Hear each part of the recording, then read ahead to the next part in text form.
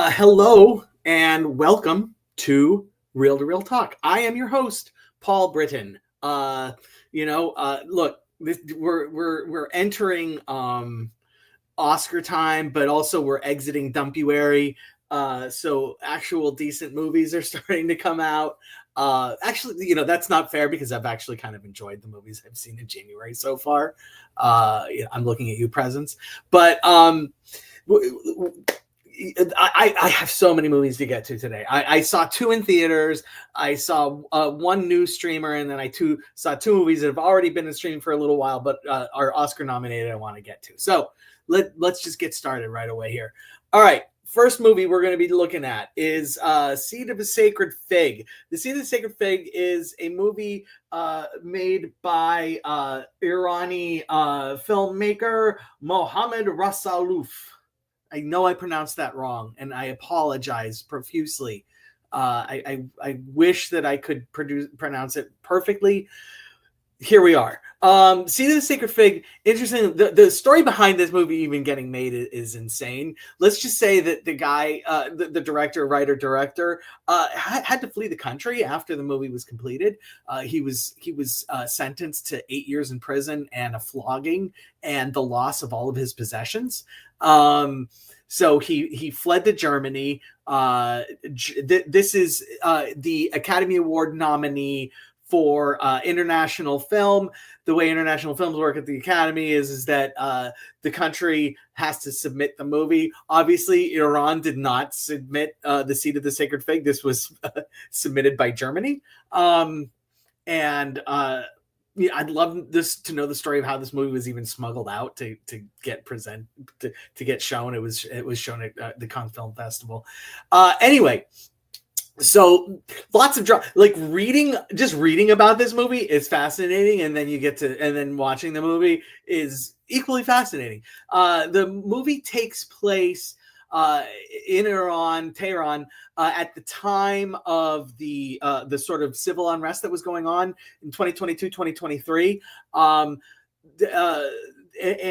the idea behind the title, so The Seed of the Sacred Fig, what happens is that birds will eat the fig, and then the seeds fall into other trees, and then those fig seeds take over the other tree, and they choke out the other tree. And so that's the idea behind the title there. And it follows a family where the father is a judge. He's an investigating judge. He has just recently been promoted. And we find out through the course of the movie that he's been promoted to just kind of be a stooge in essence, and, sign off when part of the role of the investigative judge is to sign off on sentences. And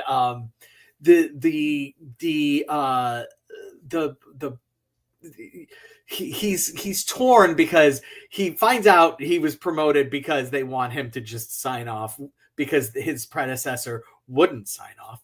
And then we also find out that his family, he has two daughters, one high school age, sophomore, junior, and one 21, well into university, attending university.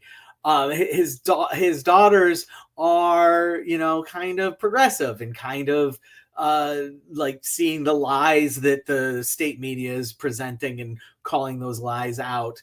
And his wife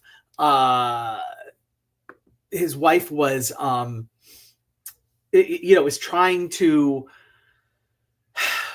bridge between the old guard that the father represents and the new dichotomy that is being presented by these students who are starting to protest the state and are starting to and are starting to seek their independence and seek their freedoms and seek some reforms to allow for a little bit more life within the regime. and how the regime is punching that down. The most fascinating thing about this movie is that not only, the story is taking that's the story. I mean, it's literally just like, the struggle within the family, but throughout the movie, the daughters are watching, are being sent videos from friends in various spots during the protest, and so we actually see for the first time some of the footage of these protests, and it's fascinating. It's absolutely riveting, and this is just a straight up political thriller microcosm, in that, like, the way the country is being torn apart it's the way the family is being torn apart. Very, the symbolism is thick and easy to decipher, but super effective. It really is super effective, and I see how this absolutely deserved the nomination. If Amelia Perez wins out over this, I haven't seen most of the other nominees in this category, international feature. Hopefully I will. But if Amelia Perez beats this, like, that's a shame, because, like, Amelia Perez is so vapid and thin and poor, and this is just fascinating and rich and thick.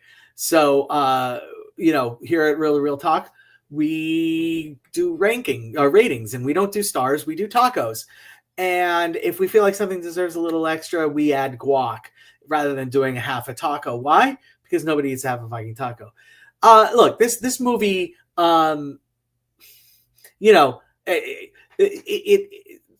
it's very straightforward in what it presents. It's really good in what it presents. I'm giving it 4 tacos, but these are really fantastic tacos.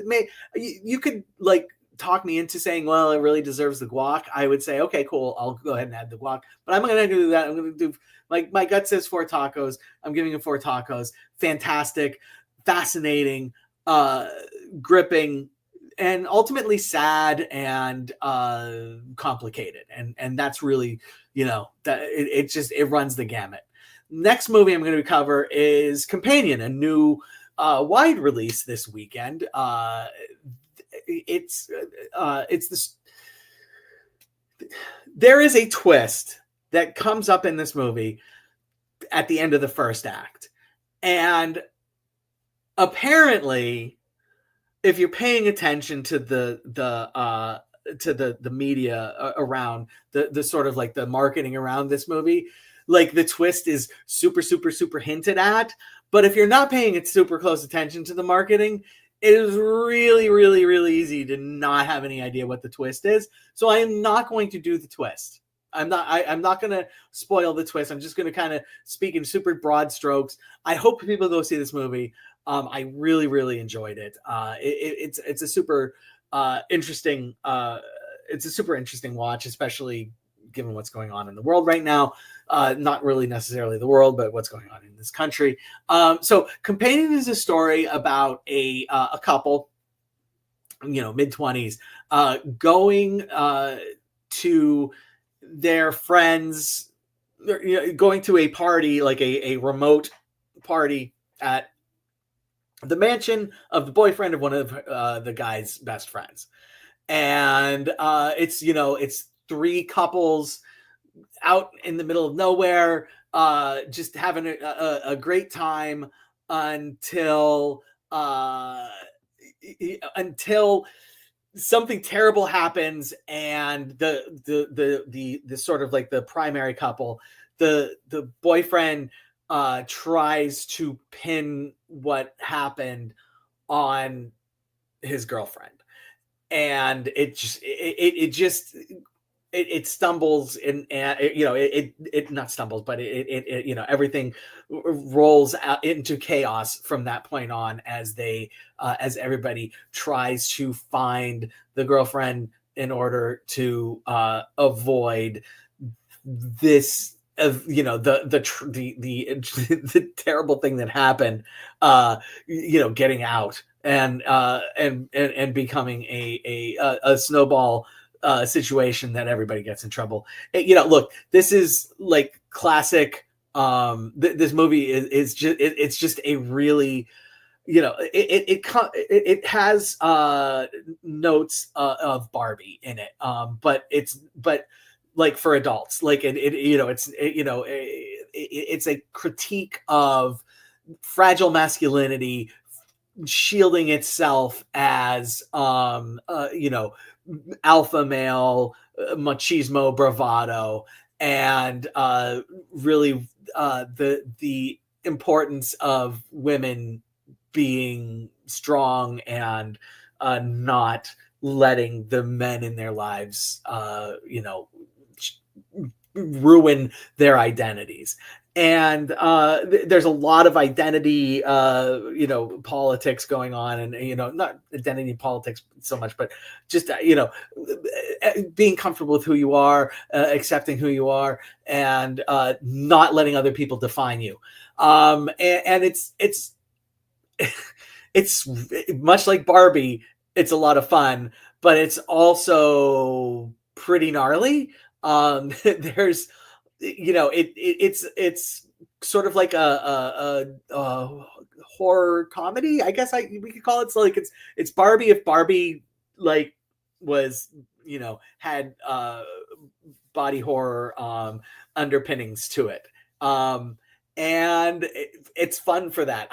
I just really liked it. I don't know, like, and I haven't even looked at what its Rotten Tomatoes score was or anything, and I didn't even look to see how much it made. I hope it did well in the box office. I hope people are going to see this. I really liked it. I highly recommend it. There's only so much I can talk about without spoiling it, so I'm kind of going to just move on and just say that this was a solid 3 tacos plus guac. This is just like, this is quintessential 3 tacos plus guac. It's probably a 3 tacos movie, but I really, really, really liked it. I loved the conceit. So I'm going to go ahead and give it the guac. Oh, this is interesting. So I'm going to actually, so Blair asks, is it Nietzschean Barbie? And I will not say it's Nietzschean Barbie as much as Cronauer Barbie. Not Cronauer. Oh shit. Shit. The guy, horror filmmaker made The Fly. The Fly. Boop, boop, boop, boop, boop, boop. Cronenberg. It is Cronenberg Barbie. That's what it is. No, that's not even that. Crap. Anyway, it is what I originally said. It is horror Barbie. That's what it is. Okay, we're gonna go move to our next movie. You're Cordially Invited, starring Will Ferrell and Reese Witherspoon on Prime. Okay, so you may have seen commercials for this movie, and you may be thinking, this is probably the last movie I want to see in 2025. And I get it. I get it. You're at this point, you can't just automatically accept that Will Ferrell's going to be in something that's funny. Reese Witherspoon is, if you like Reese Witherspoon, you're always going to like Reese Witherspoon. I'm sorry. But if you don't like Reese Witherspoon, you're probably never going to like Reese Witherspoon. So I personally am a pro Reese Witherspoon person. At this point, Will Ferrell, you're really like, okay, are the jokes that are written for him, do they work? Well, so let's start with saying who wrote and directed this. The guy who wrote and directed this is also responsible for things that you might know and like Forgetting Sarah Marshall and Neighbors. I really like Neighbors, and Bros, which I didn't super really like. That came out in 2022. So he's 2 for 3. both of those twos having sequels that weren't quite as good as the original. But he was responsible for the sequels too. So I guess you could, but the originals were good enough to warrant sequels. So like he knows he knows he can do funny. He can absolutely do funny. All this leading up to the fact that I loved the first two acts of this movie.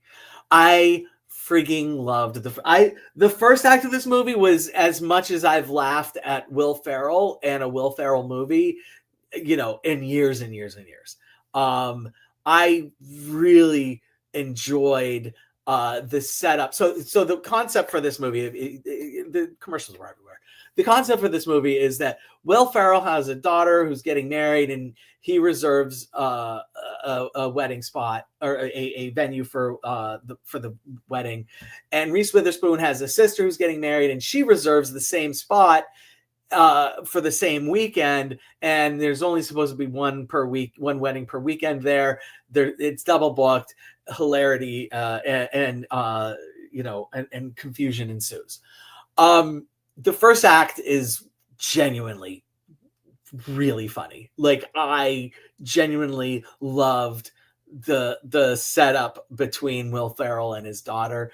Although, and I say that, but the first minute of the movie establishes that Will Ferrell's wife passed away from cancer, and that is not funny. Ignore the first minute, but then we actually meet the daughter, now graduating college, and Will Ferrell being Will Ferrell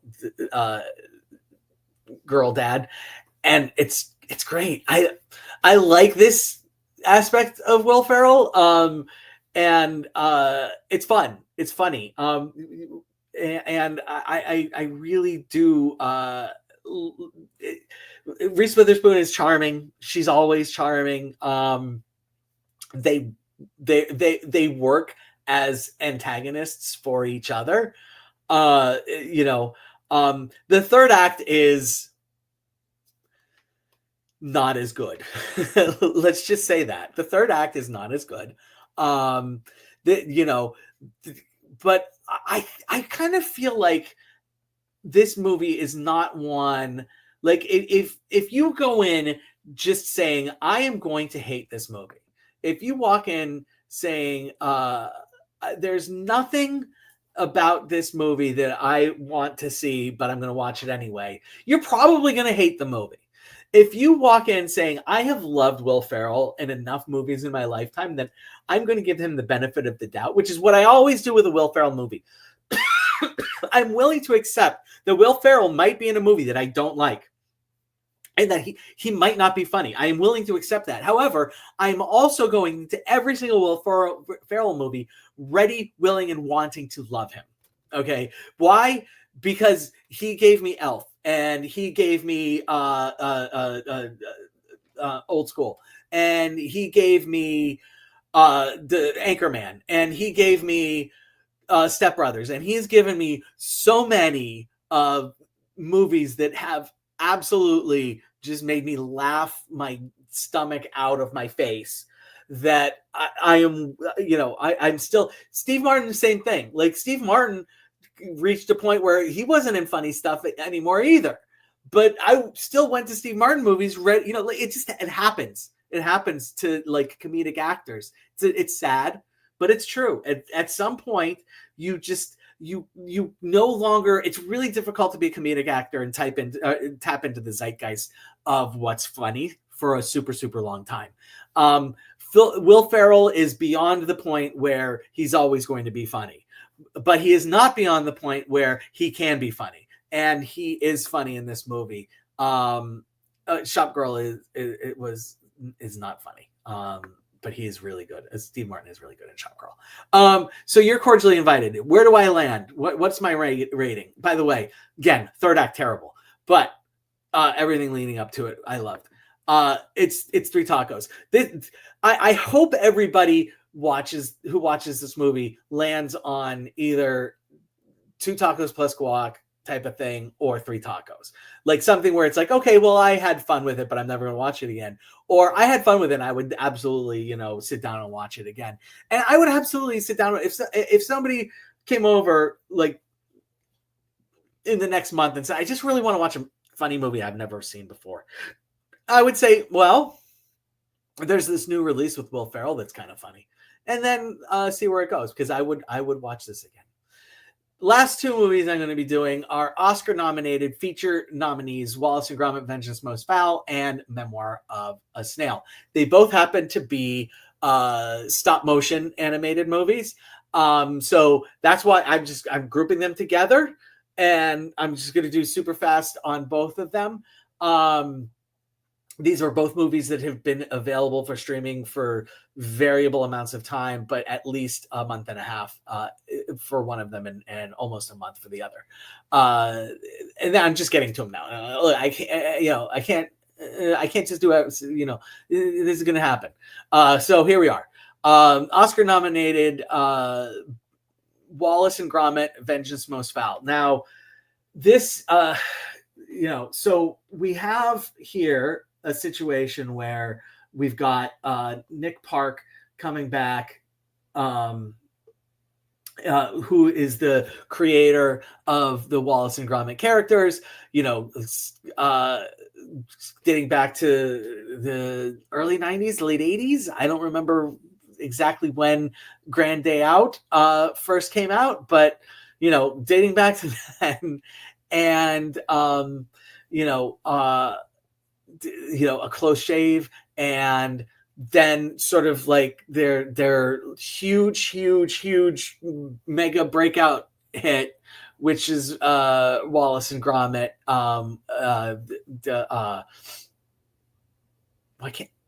The Wrong Trousers. Okay, so Nick Park's won Academy Awards for shorts with Wallace and Gromit before. All right, so it's not surprising that the Academy is like, hey, it's Wallace and Gromit. I've voted for these guys before. Look, if you have seen The Wrong Trousers and you have any positive memories of watching The Wrong Trousers, and you just kind of feel like, you know what, I kind of want to revisit The Wrong Trousers, but I want like 20% of the movie to be slightly different, this is a movie for you. And I'm just going to flat out tell you, I am absolutely in camp. Sure, give me redo The Wrong Trousers and let me watch it all over again. And that's what this is. I'm exaggerating a little bit. I'm simplifying what the movie does, but the movie is just basically callback after callback after callback to The Wrong Trousers. The Wrong Trousers is probably like a 5 taco movie. This is not that. But God, I had so much fun with it. I'm struggling.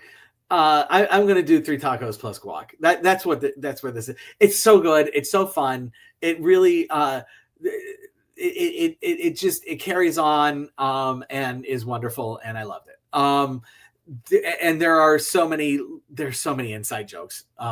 The next movie, Memoir of a Snail, arrives to us from Australia, and it's from a filmmaker by the name of Adam Elliott.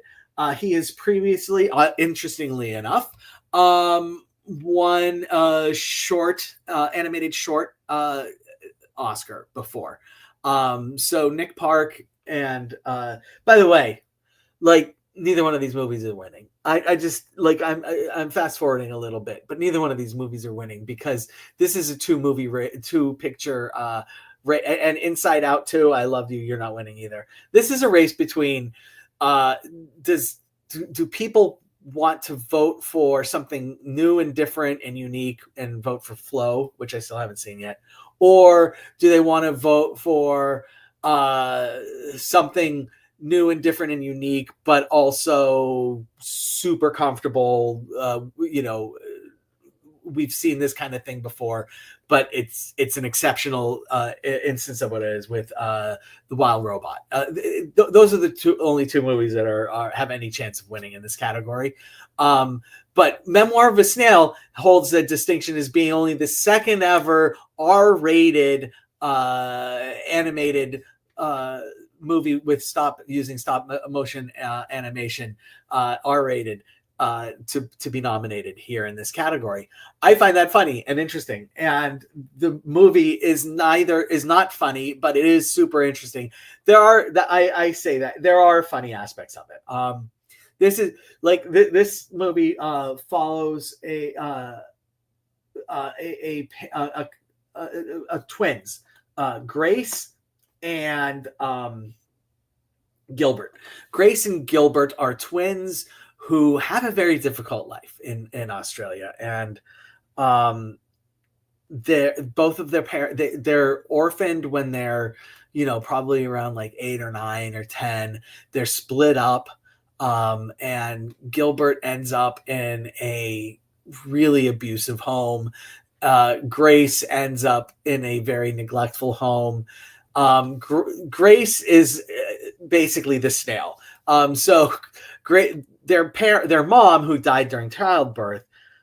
I'm telling you, you laugh during this movie, but you feel bad that you're laughing because it's like, oh my God, like there are obviously super funny things going on, but then like it's like ha ha ha ha, oh shit, it's that kind of thing where it's like it's purposefully funny, but also purposefully like very painful.